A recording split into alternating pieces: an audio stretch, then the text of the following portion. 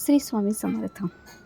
दिवाळीतील 5 दिवसांचे महत्त्व, त्याची माहिती काय आहे तर ती आपण जाणून घेऊ. ते 5 दिवस कोणते आहेत ते आपण बघू.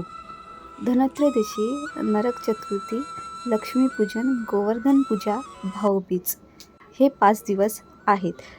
तर ते आपण जाणून घेऊ आणि का करतो ते जाणून घेऊ. संपूर्ण माहिती आपण ही जाणून घेऊ. चला तर आपण व्हिडिओ सुरू करू.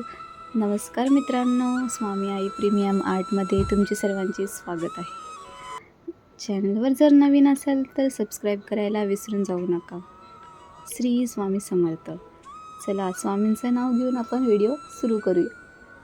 दिवाळी हा संस्कृत शब्द आहे. याचा अर्थ दिव्यांच्या ओळी. भारतीय कॅलेंडरनुसार हा सण कार्तिक महिन्याचा अमावस्येला साजरा केला जातो. हा सण ज्ञानाचा प्रकाश, अंधकार, विजय म्हणून प्रतीत होतो. पू म्हणजे पूर्णता आणि जा म्हणजे पूर्णतेतून जन्माला आलेले. म्हणूनच पूजा म्हणजे पूर्णतेतून जन्माला आलेली ती पूजा. आणि पूजा केल्याने परिपूर्णता व संतुष्टी प्राप्त होते. पूजा केल्याने वातावरणात सकारात्मकता वाढविणाऱ्या सूक्ष्म लहरी तयार होतात. चला आपण जाऊन घेऊ. धनत्रयोदशी करतात आणि का केली जाते आणि त्या संदर्भात आपण थोडी माहिती जाणून. दिवाळी उत्सवाच्या पहिल्या दिवशी घर व कार्यालयीन परिसराला साफसफाई करून सजविले जाते. धन व ऐश्वर्याची प्रतीक असलेल्या देवी लक्ष्मीचे दारात रांगोळी व पारंपरिक चिन्हांनी सुशोभित करून स्वागत केले जाते. तिचे दीर्घ प्रतीक्षेनंतरचे आगमन दर्शविण्यासाठी घरात तांदळाचे पीठ व कुंकवाने छोटे छोटे पदचिन्ह काढले जातात. रात्रभर दिव्यांची आरास केल्या जाते. हा दिवस अतिशय शुभ मानला जात असल्याने या दिवशी गृहिणी सोनं वा चांदीची भांडी खरेदी करतात. भारतात कुठे कुठे पशुधनाचीही पूजा केली जाते. हा दिवस धन्वंतरी, आयुर्वेदाची देवता अथवा देवांचे वैद्य चा जन्मदिन म्हणूनही साजरा केला जातो. या दिवशी मृत्यूदेवता यमाचे पूजन करण्यासाठी रात्रभर दिवे जाळले जातात. म्हणूनच याला यमदिनप्रदान असे सुद्धा जाणले जाते. आकस्मिक मृत्यूचे भय दूर करण्यासाठी हे पूजन केले जाते. दिवाळी हा प्रकाशाचा सण आहे. भगवान बुद्धाने म्हटले आहे, आपो दीपो भव, म्हणजे तुम्ही स्वतःचं प्रकाश रूप व्हा. सगळे वेद व उपनिषद हेच सांगतात की तुम्ही समोरच प्रकाशमान आहात. तुमच्यापैकी कोणी प्रकाशित झाला आहात तर कोणी अद्याप व्हायचे आहेत.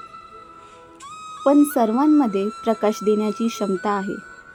दिवाळीच्या दिवशी आपण सारे अंधकाराला दूर सारतो. अंधकार मिटवण्यासाठी केवळ एक तिरी पुरेशी नाही, त्यासाठी पूर्ण समाजाला प्रकाशित व्हावे लागेल.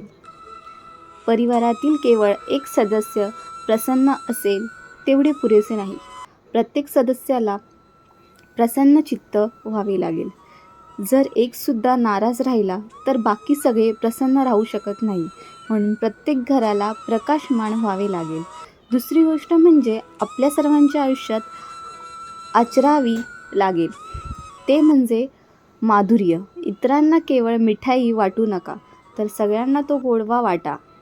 दिवाळीचा सण आपल्याला हेच सांगतो की जर कुणाबद्दल मनात काही अडी ताण असेल तर फटाक्यासारखे त्याला उडवून लावा आणि आयुष्याची परत नव्याने सुरुवात करून उत्सव साजरा करू. नरक चतुर्थी.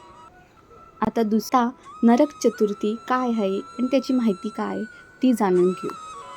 दिवाळीचा दुसरा दिवस म्हणजे नरक चतुर्थी. या दिवशी भल्या पहाटे उठून सूर्योदय अगोदरच स्नानादी कार्य आटोपून तयार होण्याची परंपरा आहे. ह्या सणाची एक पुरातन कथा आहे. असुरांचा राजा नरकासूर नागज्योतिसपूर नेपाळचा दक्षिण प्रांत येथे राज्य करीत होता. एका युद्धात इंद्रावर विजय प्राप्त केल्यावर देवांची माता अदिती हिची कर्णकुंडल त्याने हिसकावून घेतली व देव आणि संतांच्या 16,000 कन्यांना आपला अंतपुरात कैदेत ठेवले. नरक चतुर्थीच्या दिवशी भगवान श्रीकृष्णाने या दानवाचा वध करून त्या सर्व कन्यांची मुक्तता केली व आदितीची मौल्यवान कर्णकुंडल परत प्राप्त केली. महिलांनी सुगंधी तेलाने मर्दन करून आणि स्नान करून स्वतःला शुचीभूत करून घेतले. प्रातःस्नानाची ही परंपरा वाईट प्रवृत्ती वर दिव्यतेच्या विजयाचे प्रतीक आहे. ह्या दिवशी शुभ संकल्प घेण्याची रीत आहे. ही गोष्ट काय ती आपण जाणून घेऊ. लक्ष्मीपूजन. लक्ष्मीपूजन का करतात आणि काय त्याची वैशिष्ट्ये आहेत हे जाणून घेऊ. दिवसाचा तिसरा दिवस सर्वात महत्त्वाचा लक्ष्मीपूजन. ह्या दिवशी सूर्य आपल्या दुसऱ्या चरणात प्रवेश करतो. अमावस्या असूनही ह्या दिवसाला अतिशय मानले जाते.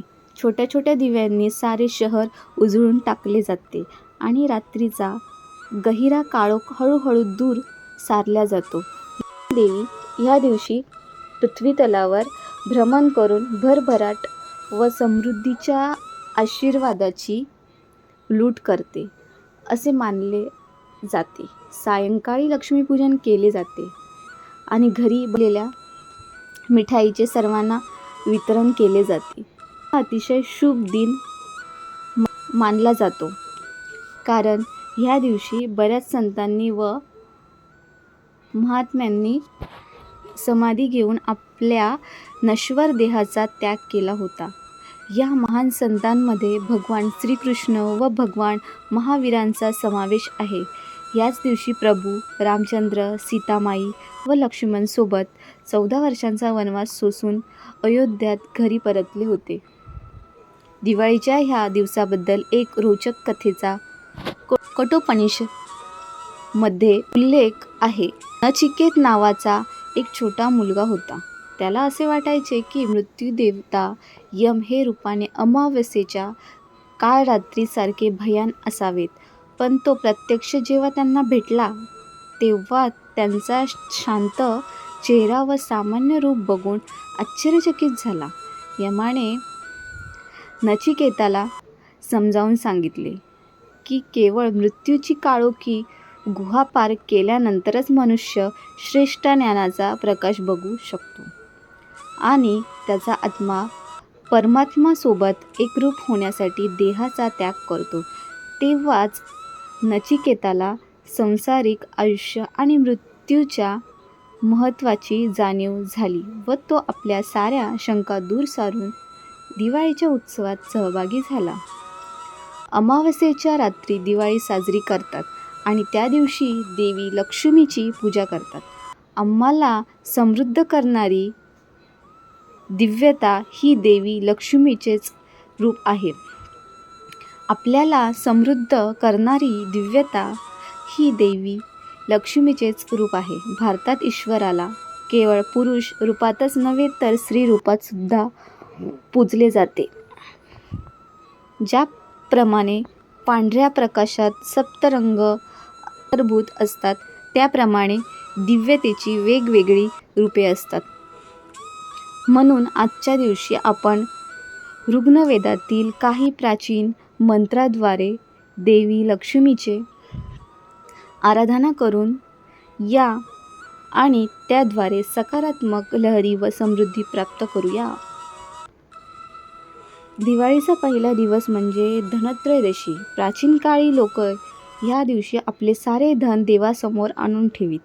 सामान्यत आपले धन बँकेत किंवा लॉकरमध्ये सुरक्षित ठेवले जाते, पण प्राचीन काळी लोक आपले सारे धन समोर पसरवून ठेवत आणि समृद्धीचा आनंद घेत होते. केवळ सोनं चांदी हेच धन नव्हे तर आपले ज्ञान हे सुद्धा एक धनच आहे. तर ह्या प्रकारे उत्सव साजरा केला जात असे.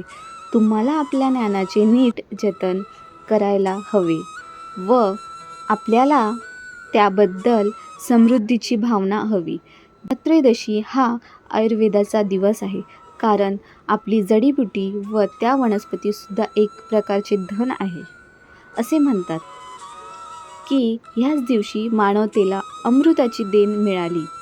तर आजच्या दिवशी तुम्ही खूप सौभाग्यशाली आहात असे मानावे आणि तृप्तीचा अनुभव घ्यावा. जेव्हा जेव्हा आपण स्वतःला खूप भाग्यशाली समजतो, तेव्हा आयुष्यात बरेच काही प्राप्त होते. बायबलमध्ये लिहिले आहे की ज्यांच्याजवळ आहे त्यांना अजून दिल्या जाईल, आणि ज्यांच्याकडे काहीही नाही त्यांच्याकडून जे काही थोडंफार आहे तेही हिसकावून घेतल्या जाईल. प्राचीन काळापासून हीच शिकवण आहे की मनात सतत समृद्धीचा भाव जागता ठेवावा. समृद्धी आपल्या आतून सुरू होते, मग ती बाहेर अभिव्यक्त होते. तुम्हाला खूप आशीर्वादाचे पाठबळ आहे. ह्याच भावनेने आज परत जावे. ती आहे गोवर्धन पूजा. गोवर्धन पूजा गोवर्धन पूजा का केली जाते हे आपण आता जाणून घेऊ. दिवाळीचा 4था दिवस हा वर्ष प्रतिपदा म्हणून जाणला जातो. या दिवशी राजा विक्रम सिंहासनावर आरूढ झाला होता. ह्याच दिवशी श्रीकृष्णाने इंद्रदेवाच्या कोपाने झालेल्या अतिवृष्टीपासून गोकुळातल्या प्रजेचे संरक्षण करण्यासाठी गोवर्धन पर्वत उचलला होता. दिवस आहे भाऊबीज. भाऊबीज का केली जाते हे आपण जाणून घेऊ. भाऊ व बहिणीतील अतूट प्रेमाचे प्रतीक म्हणून भाऊबीज साजरी केली जाते. भाऊ आपल्या बहिणीला त्यांच्या प्रेमाखातर सुंदरशी भेटवस्तू देतात. क्रोध, मत्सर असो वा भय, या सर्व नकारात्मक भावना आपल्या मनात गेल्या वर्षभरात जमा झाल्या असतील, त्यांचा फटाक्यांच्या रूपात स्फोट व्हायला हवा. तुमच्या मनात जर कुणाबद्दल काही नकारात्मक भाव असेल तर तो फटाक्यासोबत फोडून नष्ट करा, किंवा ज्या व्यक्तीबद्दल द्वेष असेल त्याचे नाव त्या फटाक्यावर लिहून फोडा व त्या सोबतच तो द्वेष नष्ट झाला असे समजा. पण आपण काय करतो, तो नकारात्मक भाव नष्ट करण्याऐवजी त्या व्यक्तीलाच नष्ट करायला बघतो, अथवा स्वतःला त्या भावनांच्या आगीत होरपळून घेतो. नकारात्मक वाईट भावना फटाक्यांच्या स्फोटात नष्ट करा व त्या व्यक्तीसोबत नव्याने मैत्रीचा हात समोर करा. मग बघा तुम्हाला आतून कसं हलकं फुलकं वाटेल व आनंद, प्रेम, शांतीची अनुभूती लाभेल. त्यानंतर त्या व्यक्तीसोबत तोंड गोड करा व दिवाळी साजरी करा.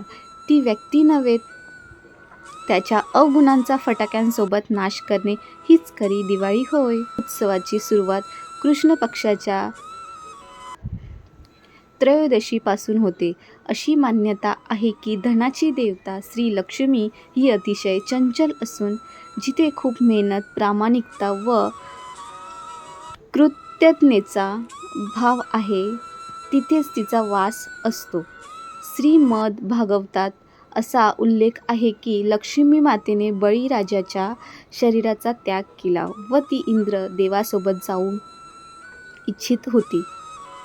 कारण विचारले असता तिने सांगितले की जिथे सत्य, दान, तप, पराक्रम आणि धर्माचे संवर्धन होते तिथेच तिचा वास असतो.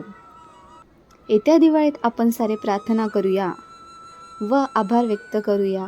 या पृथ्वी तलावरच्या प्रत्येक कानकोपऱ्यात समृद्धीचा दरवळ असो व सर्व लोकांना प्रेम, आनंद व विपुलता लाभो. श्री स्वामी समर्थ.